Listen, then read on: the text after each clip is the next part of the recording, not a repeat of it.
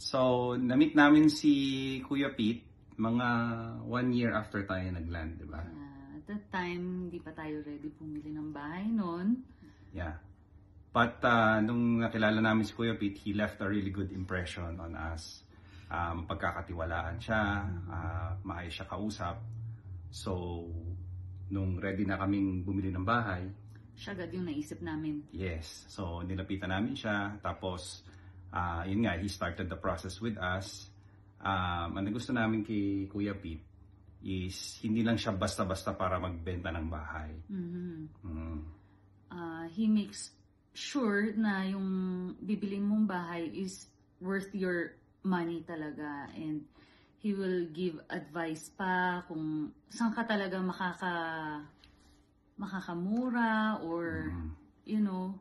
Tsaka sinamahan tayo niya sa ilang bahay yung pinuntahan natin. Talagang he made sure na yun talaga yung gusto namin. So, yun ang gusto namin kay Kuya Pete.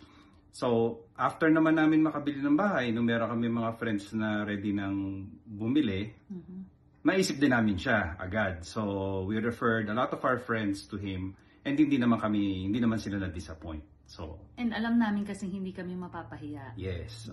Kapanatag ang loob namin na kapag si Kuya Pete ang kausap mo, maayos siya kausap at hindi ka mapapahiya. So, Kuya Pete, congratulations sa maraming awards na na-receive mo. It's a testament of your great service.